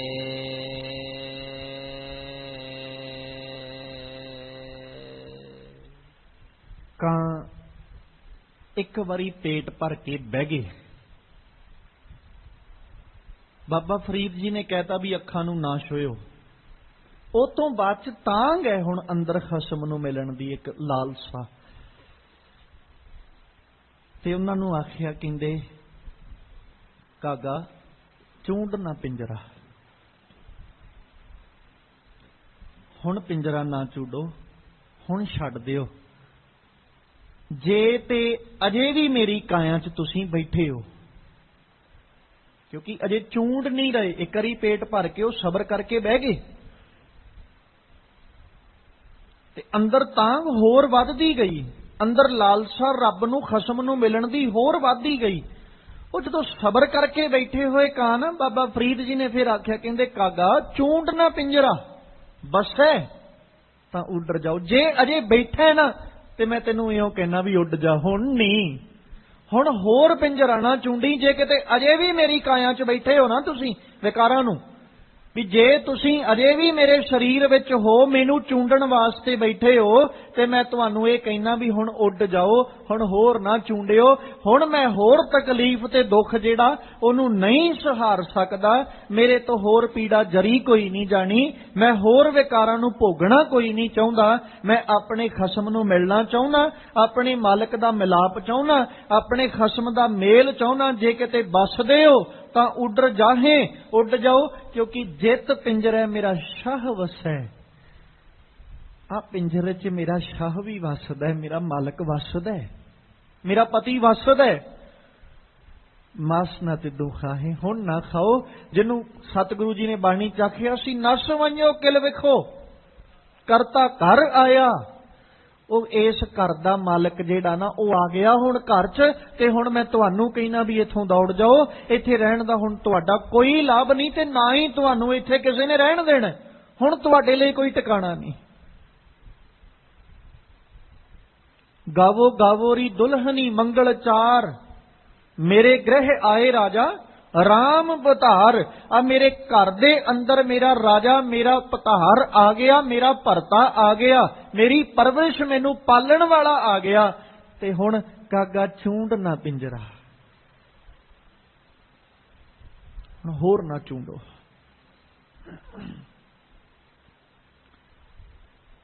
ਪਰ ਵਿਕਾਰ ਜਿਹੜੇ ਨੇ ਨਾ, ਇਹਨਾਂ ਤੋਂ ਆਪਣਾ ਆਪਾ ਬਚਾਉਣਾ ਬੜਾ ਕਠਿਨ ਖੇਡ ਹੈ।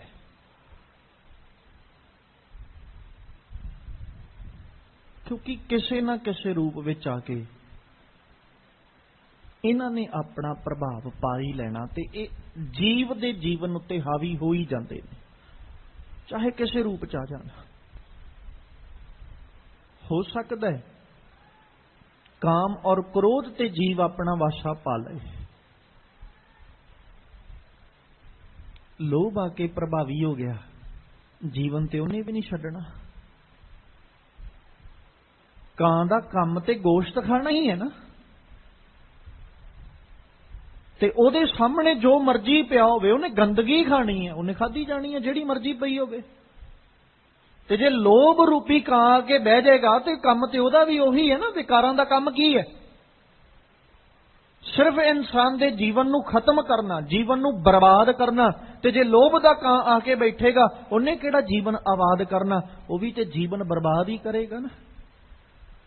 ਹੋ ਸਕਦਾ ਜੀਵ ਆਖੇ ਜੀ ਮੈਂ ਨਾ ਕਾਮੀ ਹਾਂ, ਨਾ ਮੈਂ ਕਾਮਨਾਵਾਂ ਵਿੱਚ ਗਰਸਿਆ ਹਾਂ, ਨਾ ਮੈਂ ਕ੍ਰੋਧੀ ਹਾਂ, ਮੈਂ ਲੋਭੀ ਵੀ ਕੋਈ ਨਹੀਂ, ਮੈਨੂੰ ਲਾਲਚ ਵੀ ਕਿਸੇ ਗੱਲ ਦਾ ਨਹੀਂ।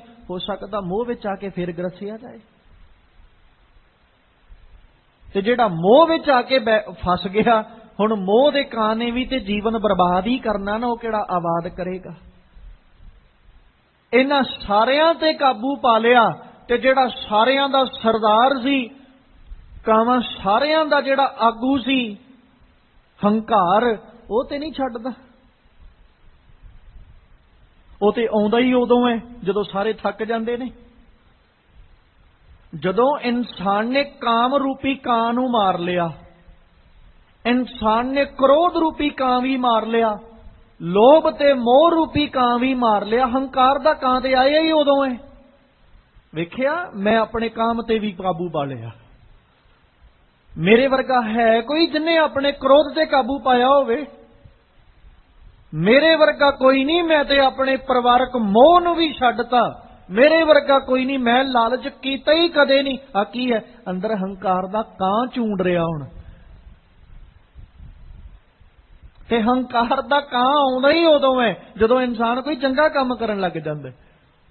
ਉਹ ਤੇ ਚੂੰਡਣਾ ਹੀ ਉਦੋਂ ਸ਼ੁਰੂ ਕਰਦਾ। ਮਾੜੇ ਇਨਸਾਨ ਦੇ ਅੰਦਰ ਹੰਕਾਰ ਦਾ ਕਾਂ ਨਹੀਂ ਆਉਂਦਾ, ਇਹ ਗੱਲ ਪੱਕੀ ਜੇ। ਜਿਹੜਾ ਭੈੜੇ ਕਰਮ ਕਰਨ ਵਾਲਾ, ਵਿਕਾਰ ਕਮਾਉਣ ਵਾਲਾ ਨਾ, ਉਹਨੂੰ ਕਾਮ ਦਾ, ਕ੍ਰੋਧ ਦਾ, ਲੋਭ ਦਾ, ਮੋਹ ਦਾ, ਈਰਖਾ ਦਾ, ਨਿੰਦਿਆ ਦਾ, ਚੁਗਲੀ ਦਾ ਇਹ ਕਾਂ ਤੇ ਚੂੰਡਣਗੇ, ਪਰ ਉਹਨੂੰ ਕਦੇ ਹੰਕਾਰ ਦਾ ਕਾਂ ਨਹੀਂ ਜੇ ਚੂੰਡਦਾ। ਤੇ ਜਿਹੜਾ ਇਹਨਾਂ ਕਾਵਾਂ ਤੇ ਕਾਬੂ ਪਾ ਲੈਂਦਾ, ਉਹਨੂੰ ਫਿਰ ਆ ਕੇ ਹੰਕਾਰ ਦਾ ਕਾਂ ਚੂੰਡਣ ਲੱਗ ਜਾਂਦਾ। ਵੇਖਿਆ ਕਦੇ ਚੋਰ ਨੇ ਚੋਰੀ ਕਰਕੇ ਕਿਹਾ ਹੋਵੇ ਮੇਰੇ ਵਰਗਾ ਚੋਰ ਨਹੀਂ ਦੁਨੀਆ ਤੇ ਕੋਈ? ਤੇ ਜੇ ਕਿਤੇ 10 ਰੁਪਏ ਦਿੱਤੇ ਹੋਣ ਕਿਸੇ ਨੂੰ ਤੇ ਫਿਰ ਸਾਰੇ ਦੁਨੀਆ ਨੂੰ ਦੱਸਦਾ ਫਿਰਦਾ ਮੇਰੇ ਵਰਗਾ ਦਾਨੀ ਹੈ ਕੋਈ? ਵੇਖੋ ਮੇਰੀ ਜੇਬ 'ਚ 10 ਰੁਪਏ ਸੀ, ਮੈਂ ਉਹ ਵੀ ਦਾਨ ਕਰਤੇ। ਇਹ ਕੀ ਹੈ? ਹੰਕਾਰ ਦਾ ਕਾਂ ਚੂੰਡ ਰਿਹਾ। ਕਦੇ ਕਿਸੇ ਦੇ ਘਰ 'ਚ ਡਾਕਾ ਮਾਰ ਕੇ, ਡਕੈਤੀ ਪਾ ਕੇ, ਕਿਸੇ ਕੋਲੋਂ ਖੋ ਕੇ ਬੰਦੇ ਨੇ ਕਦੇ ਨਹੀਂ ਆਖਿਆ ਵੇਖਿਆ ਮੇਰੇ ਵਰਗਾ ਡਾਕੂ ਕੋਈ? ਮੈਂ ਦਿਨ ਦਿਹਾੜੇ ਵੀ ਲੁੱਟ ਮਚਾ ਲੈਣਾ, ਦਿਨ ਦਿਹਾੜੇ ਵੀ ਲੋਕਾਂ ਦੀਆਂ ਅੱਖਾਂ 'ਚ ਘੱਟਾ ਪਾ ਲੈਣਾ, ਕਦੇ ਨਹੀਂ ਆਖਿਆ। ਤੇ ਜੇ ਕਿਤੇ ਆਪਣੇ ਕੋਲੋਂ ਕੋਈ ਲੈ ਜੇ ਫਿਰ ਸਾਰੀ ਦੁਨੀਆ ਨੂੰ ਦੱਸਦਾ ਫਿਰਦਾ ਦੁਨੀਆ ਕੈਸੀ ਹੈ, ਦਿਨ ਦਿਹਾੜੀ ਅੱਖਾਂ 'ਚ ਘੱਟਾ ਪਾਈ ਜਾਂਦੀ, ਮੇਰੇ ਕੋਲੋਂ ਖੋ ਕੇ ਲੈ ਗਏ।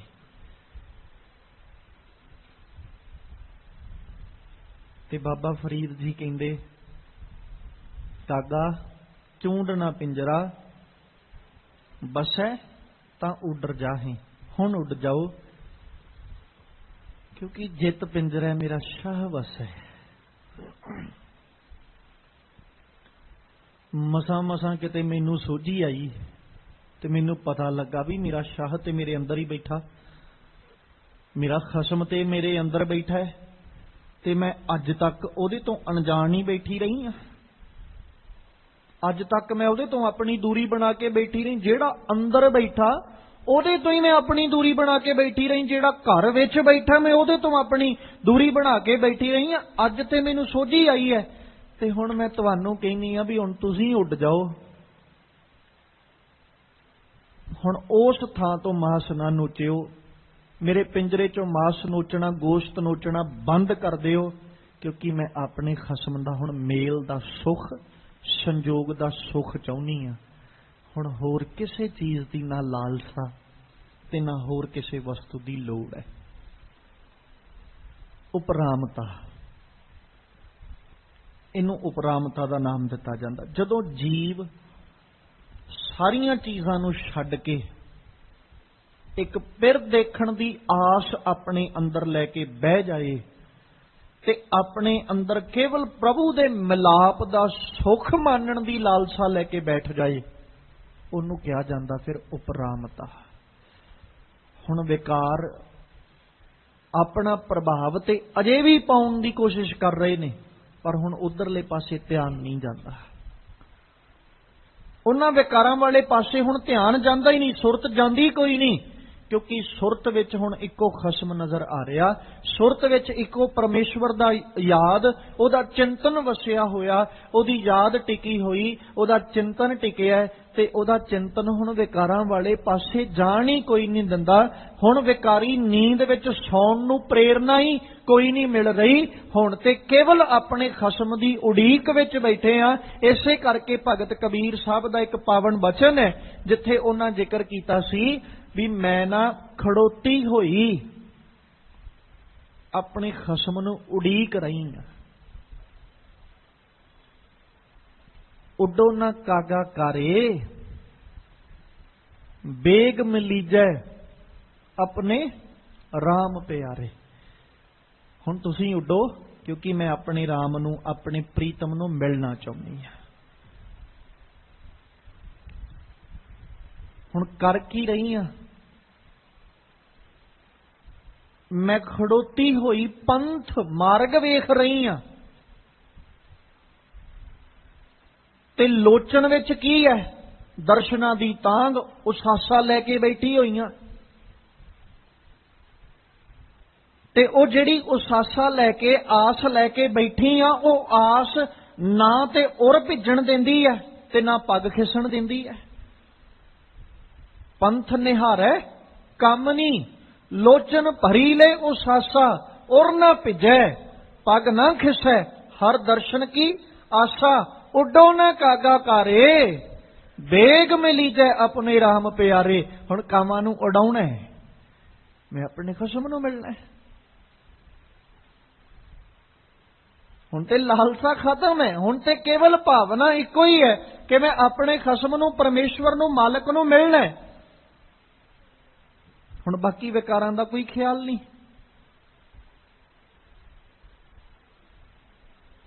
ਬਾਕੀ ਕਿਸੇ ਤਰੀਕੇ ਦਾ ਵਿਚਾਰ ਜਿਹੜੀ ਹੈ, ਹੁਣ ਉਹ ਨੀਂਦ ਜਿਹੜੀ ਗਾਫਲਤਾ ਦੀ ਸੀ ਨਾ, ਉਹ ਮਸਾਂ ਤੇ ਖੁੱਲੀ ਹੈ।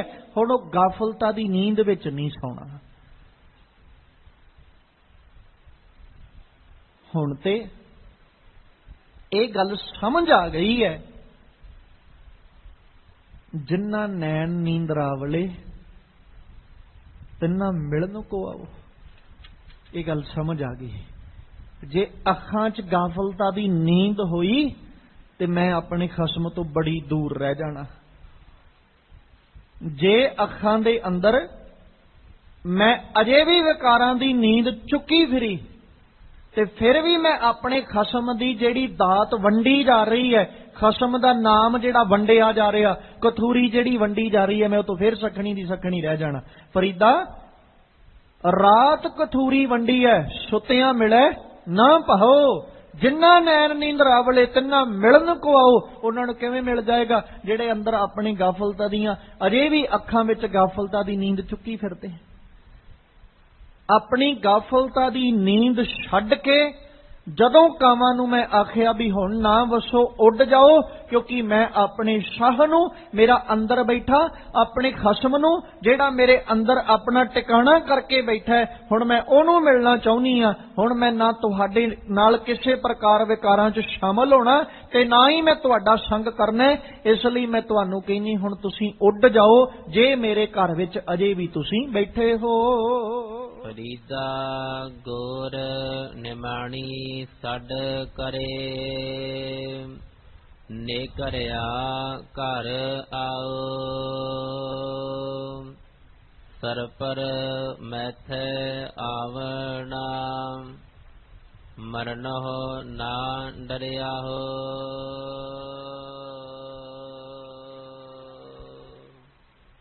ਫਿਰ ਬਾਬਾ ਫਰੀਦ ਜੀ ਨੇ ਜ਼ਿਕਰ ਕੀਤਾ, ਗੋਰ ਨਿਮਾਣੀ ਛੱਡ ਕਰੇ। ਗੋਰ ਨਿਤਾ ਪ੍ਰਤੀ ਆਵਾਜ਼ਾਂ ਮਾਰ ਰਹੀ, ਨਿਕਰਿਆ ਘਰ ਆਓ। ਉਹ ਬੇਕਰਿਆ, ਆ ਜਾ, ਅਸਲ ਵਿੱਚ ਆਹੀ ਹੈ ਤੇਰਾ ਘਰ। ਇਹ ਤੋਂ ਬਿਨਾਂ ਨਹੀਂ ਕਿਸੇ ਨੇ ਸਾਂਭਣਾ ਤੈਨੂੰ। ਹੈ ਕੋਈ ਥਾਂ ਜਿੱਥੇ ਕਬਰ ਤੋਂ ਬਿਨਾਂ ਕੋਈ ਸਾਂਭ ਸਕਦਾ ਹੋਵੇ? ਐਵੇਂ ਨਹੀਂ ਸੀ ਬਾਬਾ ਫਰੀਦ ਜੀ ਦਾ ਆਪਾਂ ਜਿਹੜਾ ਬਚਨ ਪੜ੍ਹ ਕੇ ਆਖਿਆ ਆਏ ਆ 17 ਨੰਬਰ ਸ਼ਲੋਕ 'ਚ, ਖਾਕ ਨਾ ਨਿੰਦੀ ਹੈ ਖਾਕੂ ਜੇੜ ਨਾ ਕੋਏ, ਜੀਵ ਦਿਆ ਪੈਰਾਂ ਤਲੇ ਮੋਇਆ ਉੱਪਰ ਹੋਏ। ਕਿਉਂਕਿ ਸਾਂਭਣਾ ਇਸੇ ਨਹੀਂ ਹੈ। ਤੇ ਬਾਬਾ ਫਰੀਦ ਜੀ ਕਹਿੰਦੇ ਵੀ ਕਬਰ ਨੇਤਾ ਪ੍ਰਤੀ ਤੈਨੂੰ ਆਵਾਜ਼ਾਂ ਮਾਰ ਰਹੀ ਵੀ ਆ ਜਾ ਸੱਜਣਾ, ਐਵੇਂ ਬੇਕਰਿਆ ਹੋ ਕੇ ਕਿਉਂ ਭੱਜਿਆ ਫਿਰਦਾ। ਤੇ ਇਨਸਾਨ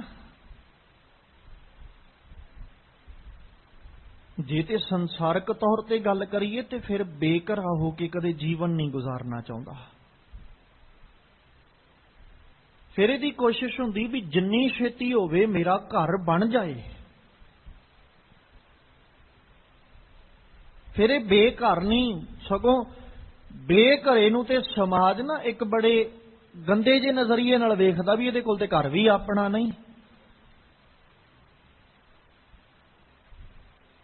ਤੇ ਜਿਹੜਾ ਜੀਵ ਸੰਸਾਰਕ ਮੋਹ ਵਿੱਚ, ਪਦਾਰਥਾਂ ਵਿੱਚ ਗਰਸਿਆ ਹੋਇਆ ਆਪਣੇ ਅਸਲ ਘਰ ਤੋਂ ਬੇਘਰ ਹੋ ਕੇ ਬੈਠਾ, ਉਹਦੇ ਵੱਲ ਕਦੇ ਸੋਚਿਆ ਵੀ ਨਹੀਂ ਇਹਨੇ ਵੀ ਮੈਂ ਵੀ ਬੇਘਰ ਹਾਂ।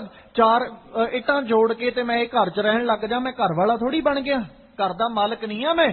ਜੇ ਘਰ ਦਾ ਮਾਲਕ ਹੋਵਾਂ ਤੇ ਇਸ ਘਰ 'ਚ ਮੈਨੂੰ ਤੱਕ ਕੋਈ ਧੱਕੇ ਮਾਰ ਕੇ ਕੱਢੇ ਹੀ ਕਿਉਂ?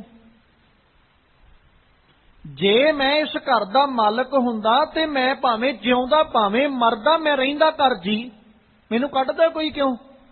पर मालिक दी बाणी ने इस गल का प्रमाण दिता, रे बौरे तोहे घरी ना रखे कोई, तेनू एक घड़ी भी किसे नहीं रखना। ਇਹਦਾ मतलब तेरा अपना घर नहीं है, तू बेघर ही है।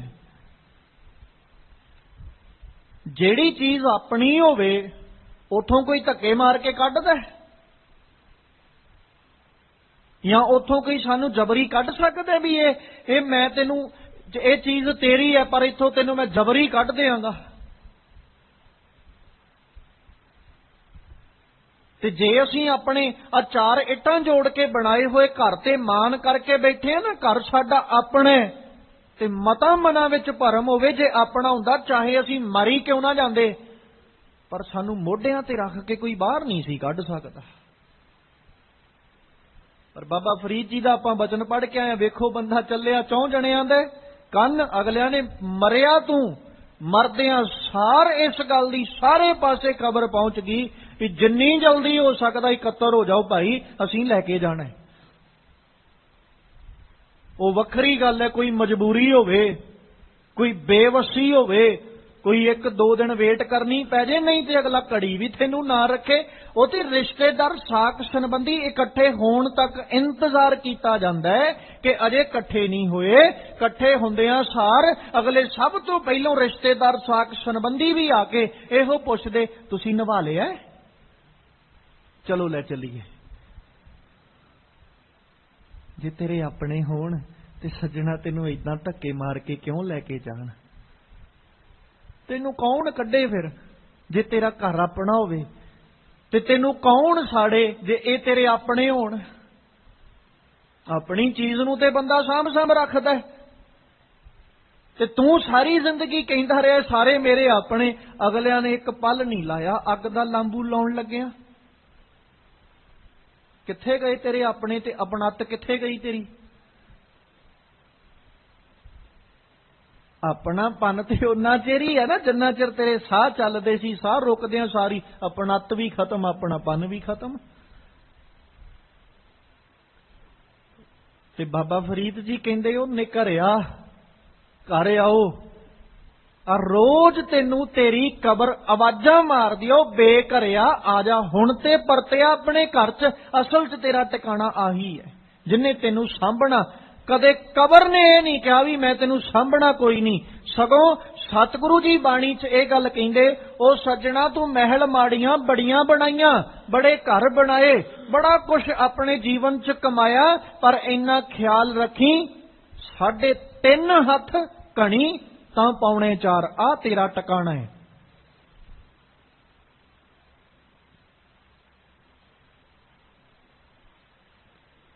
ते तू सारी जिंदगी की कीता है? बेघर, पर सारी जिंदगी छाती पिट पिट के कहंदा रहा मेरे वर्गा घर वाला कोई नहीं, मैं घर दा मालक हां, ते जिद्दां दा घर मेरा है ना इदां दा घर भी किसी दा नहीं। फिर नाल जिक्र कीता, सर पर मैथे आवना, मरनो ना डरिया हो। सर पर मतलब जरूर पक्का, मैथे आवना, मैथे मतलब मेरे कोल आवना, तू आना है, ते क्यों फिर मरण तो डरी जाना? कबर दी ये पुकार है जिहड़ी इस बेघर होए जीव नूं कह रही भी तू अपने घर च आ जा, मेरे तो क्यों डरी जाना है, अखीर इत्थे ही आउणा है, आप नहीं चल के आएगा लोकी छड्ड जाणगे। आउणा तो इत्थे ही है ना, जरूर है, ये पक्का है भी जे तू चल के नहीं आएगा तेनू चुक के ले आउणगे। पर असल सच यही है, तू आउणा इत्थे ही है ते तेनू सांभना भी मैं ही है, तेनू किसे नहीं हो सांभना।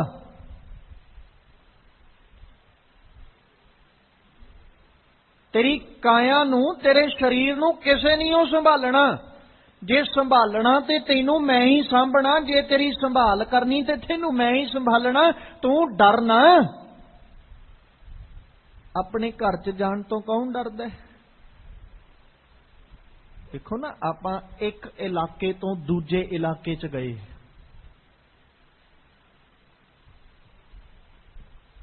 ਉੱਥੇ ਜਾ ਕੇ ਨਾ ਇਨਸਾਨ ਨੂੰ ਕਈ ਤਰ੍ਹਾਂ ਦੇ ਖੌਫ, ਡਰ ਨੇ ਜਿਹੜੇ ਪੈਦਾ ਹੋ ਜਾਂਦੇ ਆਪਣਾ ਇਲਾਕਾ ਛੱਡ ਕੇ ਜਦੋਂ ਦੂਜੇ ਇਲਾਕੇ 'ਚ ਜਾਂਦਾ। ਤੇ ਜਦੋਂ ਵਾਪਸ ਪਰਤਦਾ ਨਾ, ਆਪਣੇ ਇਲਾਕੇ 'ਚ ਐਂਟਰ ਕਰਨ ਦੀ ਦੇਰ ਹੈ, ਇੱਕ ਹੌਸਲਾ ਜਿਹਾ ਬਣ ਜਾਂਦਾ ਵੀ ਹੁਣ ਨਹੀਂ ਕੋਈ ਚਿੰਤਾ, ਮੈਂ ਆਪਣੇ ਇਲਾਕੇ 'ਚ ਆ ਗਿਆ। ਕਿਸੇ ਘਰ 'ਚ ਗਿਆ ਹੋਵੇ, ਉੱਥੇ ਇੱਕ ਚਿੰਤਾ ਬਣੀ ਰਹਿੰਦੀ ਵੀ ਪਤਾ ਨਹੀਂ ਕਿੱਦਾਂ ਦੇ ਹਾਲਾਤ ਹੋਣਗੇ, ਕਿੱਦਾਂ ਦੇ ਨਹੀਂ। ਆਪਣੇ ਘਰ 'ਚ ਹਨੇਰੇ ਆਵੇ, ਸਵੇਰੇ ਆਵੇ, ਦੁਪਹਿਰੇ ਆਵੇ, ਦਿਨੇ ਆਵੇ, ਰਾਤੀ ਆਵੇ, ਕੋਈ ਚਿੰਤਾ ਨਹੀਂ, ਬੇਖੌਫ ਹੋ ਕੇ ਆਉਂਦਾ। ਤੇ ਕਬਰ ਕਹਿੰਦੀ ਉਹ ਬੇਕਰਿਆ, ਕਿਉਂ ਡਰੀ ਜਾਣਾ, ਤੇਰਾ ਆਪਣਾ ਹੀ ਹੈ ਤੇ ਆਉਣਾ ਤੂੰ ਇੱਥੇ ਹੀ ਹੈ, ਭਾਵੇਂ ਹਨੇਰੇ ਆ ਜਾ, ਸਵੇਰੇ ਆ ਜਾ, ਦਿਨੇ ਆ ਜਾ, ਰਾਤੀ ਆ ਜਾ, ਦੁਪਹਿਰੇ ਆ ਜਾ, ਆਉਣਾ ਤੂੰ ਇੱਥੇ ਹੀ ਹੈ। ਡਰਨਾ, ਤੂੰ ਆਪ ਨਹੀਂ ਆਏਗਾ, ਤੈਨੂੰ ਛੱਡ ਕੇ ਜਾਣਗੇ, ਪਰ ਤੇਰਾ ਘਰ ਇਹੀ ਹੈ ਤੇ ਤਿਆਰੀ ਹੈ ਸਾਰੀ ਤੇਰੇ ਘਰ ਦੀ, ਜਦੋਂ ਮਰਜ਼ੀ ਚੱਲ ਕੇ ਆ ਜਾ। ਇਸੇ ਕਰਕੇ ਭਗਤ ਕਬੀਰ ਸਾਹਿਬ ਨੇ ਬਾਣੀ 'ਚ ਇੱਕ ਬਚਨ ਵਰਤਿਆ ਸੀ, ਜਿਸ ਮਰਨੈ ਤੇ ਜਗ ਡਰੈ, ਮੇਰੇ ਮਨ ਆਨੰਦ, ਮਰਨੈ ਹੀ ਤੇ ਪਾਈਐ ਪੂਰਨ ਪਰਮਾਨੰਦ। ਇਨਸਾਨ ਨੂੰ ਅਸਲ ਦੇ ਵਿੱਚ ਆਪਣੀ ਮੌਤ ਦਾ ਖਿਆਲ ਹੀ ਨਹੀਂ ਹੈ। ਮਰਨ ਤੋਂ ਭਾਵ ਇਹ ਨਹੀਂ ਵੀ ਹੁਣ ਕਬਰ ਆਵਾਜ਼ਾਂ ਮਾਰ ਕੇ ਕਹਿੰਦੀ ਵੀ ਛੇਤੀ ਮਰ, ਮਤਲਬ ਇਹ ਹੈ ਵੀ ਆਪਣੀ ਮੌਤ ਨੂੰ ਚੇਤੇ ਰੱਖ। ਬੰਦਾ ਤੇ ਆਪਣੀ ਮੌਤ ਭੁੱਲ ਕੇ ਬੈਠਾ। ਸਤਿਗੁਰੂ ਬਾਣੀ 'ਚ ਕਹਿੰਦੇ ਨਾ, ਖਾਣਾ ਪੀਣਾ ਹੱਸਣਾ ਸੌਣਾ ਵਿਸਰ ਗਿਆ ਹੈ, ਮਰਨਾ ਖਸਮ ਵਿਸਾਰ ਖੁਆਰੀ ਕੀਨੀ, ਤ੍ਰਿਗ ਜੀਵਨ ਨਹੀਂ ਰਹਿਣਾ। ਕਿੱਥੇ ਮੌਤ ਚੇਤੇ ਬੰਦੇ ਨੂੰ। ਮੌਤ ਤੇ ਇਨਸਾਨ ਨੂੰ ਚੇਤੇ ਹੋਵੇ ਤੇ ਬੰਦਾ ਕਦੇ ਭੈੜੇ ਕੰਮ ਕਰੇ ਹੀ ਨਾ, ਜੇ ਮੌਤ ਚੇਤੇ ਹੋਵੇ ਤੇ। ਅੱਜ ਸੰਸਾਰ ਵਿੱਚ ਦਿਨ ਬਾ ਦਿਨ ਵਿਕਾਰਾਂ ਦਾ ਵਾਧਾ ਹੁੰਦਾ ਜਾਣਾ, ਜਾਂ ਦਿਨ ਬਾ ਦਿਨ ਵਿਕਾਰਾਂ ਦੀ ਗਿਣਤੀ ਵਿੱਚ, ਵਿਕਾਰੀ ਬੰਦਿਆਂ ਦੀ ਗਿਣਤੀ ਵਿੱਚ, ਤਾਦਾਦ ਵਿੱਚ ਵਾਧਾ ਹੋਣਾ, ਇਸ ਗੱਲ ਦਾ ਸਬੂਤ ਹੈ ਮੌਤ ਨਹੀਂ ਕਿਸੇ ਨੂੰ ਚੇਤਾ। ਜੇ ਮੌਤ ਚੇਤਾ ਹੋਵੇ ਤੇ ਬੰਦਾ ਵਿਕਾਰ ਕਮਾਵੇ ਹੀ ਕਿਉਂ। ਜੇ ਮੌਤ ਚੇਤਾ ਹੋਵੇ ਤੇ ਬੰਦਾ ਸੁਚੱਜਾ ਜੀਵਨ ਗੁਜ਼ਾਰੇ, ਗੰਦਲਾ ਨਹੀਂ। ਪਰ ਇਨਸਾਨ ਸਾਰਾ ਕੁਝ ਚੇਤਾ ਰੱਖ ਕੇ ਬੈਠਾ, ਹਰ ਇੱਕ ਚੀਜ਼ ਚੇਤੇ ਹੈ। ਮੈਂ ਕਿਹੜੀ ਵਸਤੂ ਕਦੋਂ ਪਹਿਨਣੀ ਹੈ, ਕਿਹੜੀ ਵਸਤੂ ਕਦੋਂ ਖਾਣੀ ਹੈ, ਕਦੋਂ ਮੈਂ ਆਪਣੀ ਸਰੀਰਕ ਨੀਂਦ ਨੂੰ ਲੈਣਾ, ਕਦੋਂ ਮੈਂ ਹੱਸਣਾ, ਕਦੋਂ ਖੇਡਣਾ, ਹਰ ਚੀਜ਼ ਦਾ ਟਾਈਮ ਟੇਬਲ ਬਣਾਇਆ। ਪਰ ਮੌਤ ਤੇ ਇੱਕ ਪਲ ਵੀ ਚੇਤੇ ਨਹੀਂ ਕਰਦਾ। ਤੇ ਜੇ ਕੋਈ ਮੌਤ ਦਾ ਨਾਮ ਵੀ ਲੈ ਲੇ ਤੇ ਅੱਗੋਂ ਇਹ ਹੀ ਕਹਿੰਦਾ ਉਹ ਇਹੋ ਜਿਹੀਆਂ ਗੱਲਾਂ ਨਹੀਂ ਕਰੀਦੀਆਂ। ਕਿੱਡਾ ਇਨਸਾਨ ਆਪਣੇ ਜੀਵਨ ਦੇ ਅੰਦਰ ਅਵੇਸਲਾ ਮੌਤ ਵਾਲੇ ਪਾਸੇ ਤੋਂ ਹੋਇਆ ਕਿ ਇਹਨੇ ਆਪ ਤੇ ਮਰਨ ਦੀ ਗੱਲ ਕੀ ਕਰਨੀ ਹੈ। ਜੇ ਕੋਈ ਦੂਜਾ ਆਪਣੇ ਮਰਨ ਦੀ ਗੱਲ ਵੀ ਕਰਦਾ ਨਾ, ਉਹਨੂੰ ਵੀ ਕਹਿ ਦਿੰਦਾ ਉਹ ਇਦਾਂ ਨਹੀਂ ਬੋਲੀਦਾ, ਜ਼ੁਬਾਨ ਤੋਂ ਚੰਗੇ ਸ਼ਬਦ ਕੱਢੀ ਦੇ। ਮੌਤ ਨੂੰ ਇੱਕ ਮਾੜੀ ਚੀਜ਼ ਸਮਝ ਕੇ ਬੈਠਾ। ਪਰ ਸੱਚ ਅਸਲ ਵਿੱਚ ਇਹੀ ਹੈ ਕਿ ਮੌਤ ਹੈ। ਮੌਤ ਮਾੜੀ ਚੀਜ਼ ਨਹੀਂ ਹੈ।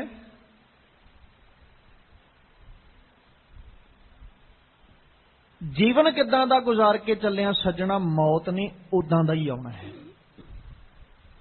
ਮਾੜੀ ਮੌਤ ਉਹਨਾਂ ਨੂੰ ਹੀ ਆਉਂਦੀ ਤੇ ਉਹ ਹੀ ਮਰਦੇ ਨੇ ਜਿਨ੍ਹਾਂ ਨੇ ਜੀਵਨ ਮਾੜਾ ਗੁਜ਼ਾਰਿਆ।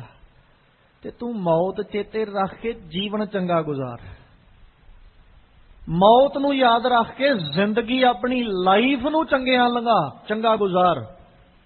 ਜੀਵਨ ਚੰਗਾ ਹੋਏਗਾ, ਮੌਤ ਕਦੇ ਮਾੜੀ ਹੋ ਹੀ ਨਹੀਂ ਸਕਦੀ।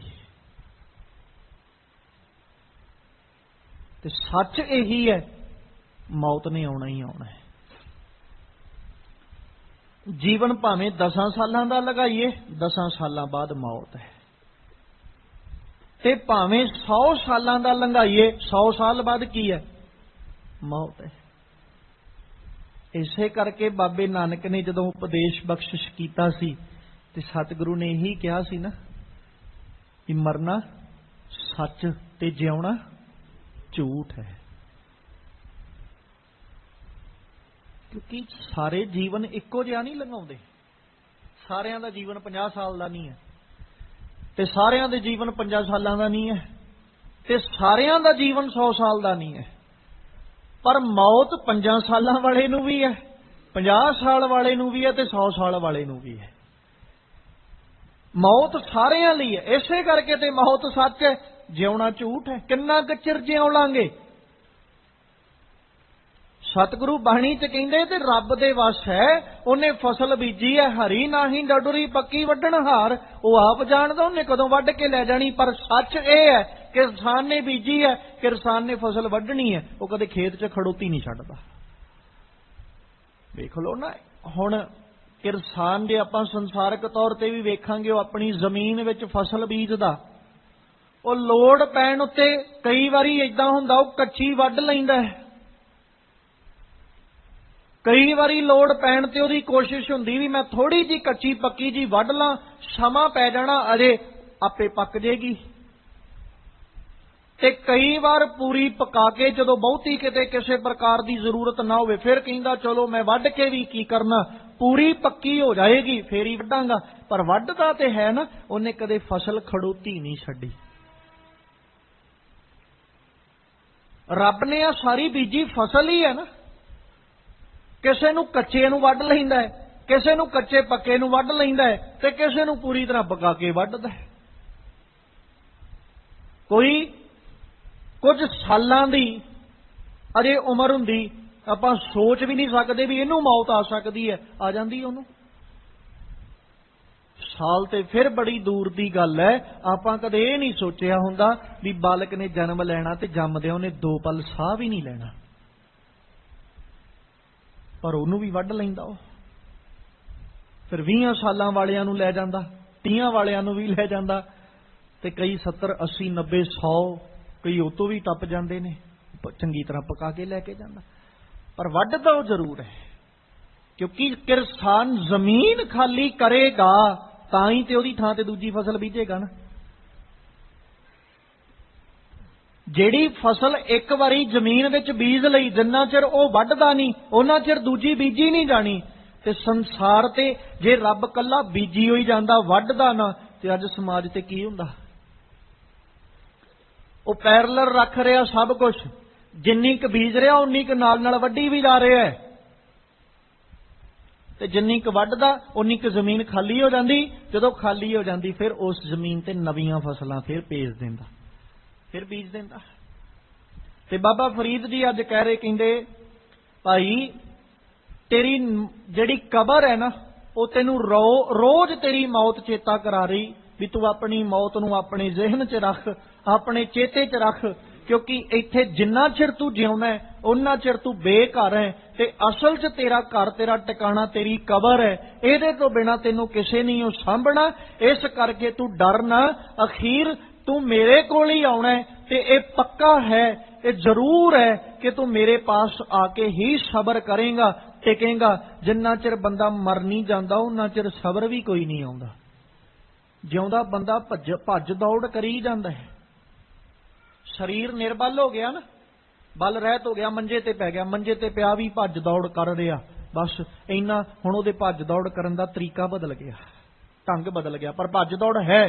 ਜਿੱਦਣ ਮਰ ਜਾਂਦਾ ਸਬਰ ਤੇ ਉਦਣ ਹੀ ਹੈ। ਤੇ ਬਾਬਾ ਫਰੀਦ ਜੀ ਕਹਿੰਦੇ ਤੇਰੀ ਕਬਰ ਤੈਨੂੰ ਰੋਜ਼ ਮੌਤ ਚੇਤੇ ਕਰਾਉਂਦੀ। ਉਹ ਮਨੁੱਖਾ ਤੂੰ ਜ਼ਰੂਰ ਮੇਰੇ ਕੋਲ ਆਉਣਾ, ਤੇ ਜਿੱਦਣ ਮੇਰੇ ਕੋਲ ਆਏਗਾ ਤੈਨੂੰ ਸਬਰ ਵੀ ਉਦਣ ਹੀ ਆਉਣਾ ਹੈ। ਇਸ ਕਰਕੇ ਡਰਨਾ, ਮੌਤ ਨੂੰ ਚੇਤੇ ਰੱਖ।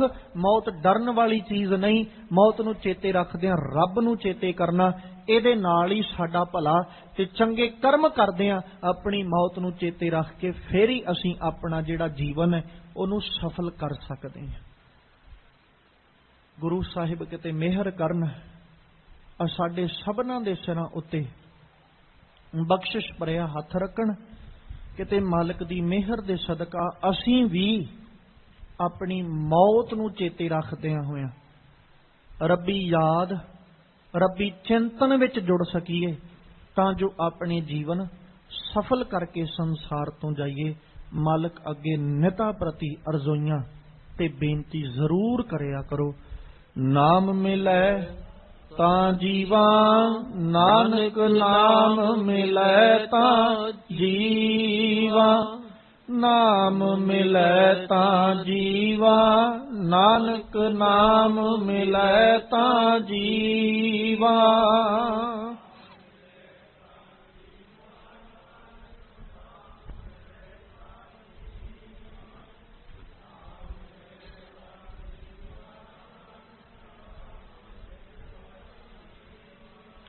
ਤਰਸ ਪਿਆ ਮਿਹਰਾਮਤ ਹੋਈ, ਤਰਸ ਪਿਆ ਮਿਹਰਾਮਤ ਹੋਈ।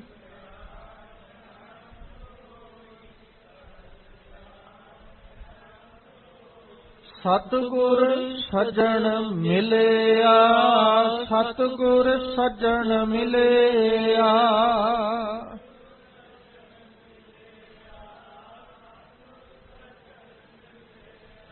ਨਾਨਕ ਨਾਮ ਮਿਲੈ ਤਾਂ ਜੀਵਾ, ਨਾਨਕ ਨਾਮ ਮਿਲੈ ਤਾਂ ਜੀਵਾ।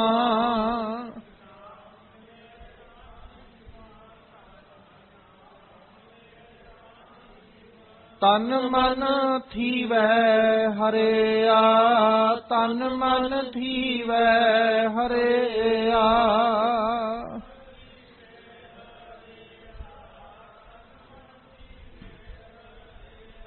ਨਾਮ ਮਿਲੈ ਤਾਂ ਜੀਵਾ, ਨਾਨਕ ਨਾਮ ਮਿਲੈ ਤਾਂ ਜੀਵਾ, ਨਾਮ ਮਿਲੈ ਤਾਂ ਜੀਵਾ, ਨਾਨਕ ਨਾਮ ਮਿਲੈ ਤਾਂ ਜੀਵਾ।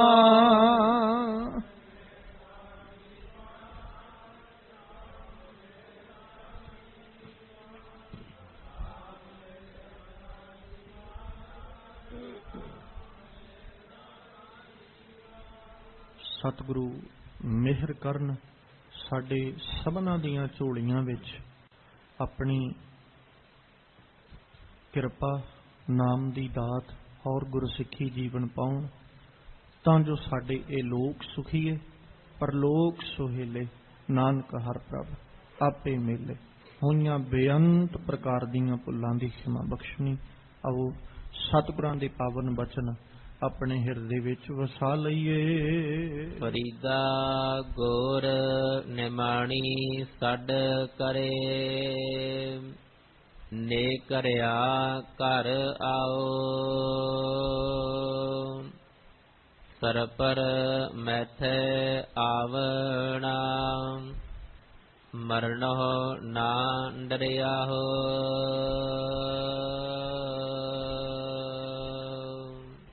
ਵਾਹਿਗੁਰੂ ਜੀ ਕਾ ਖਾਲਸਾ, ਵਾਹਿਗੁਰੂ ਜੀ ਕੀ ਫਤਿਹ।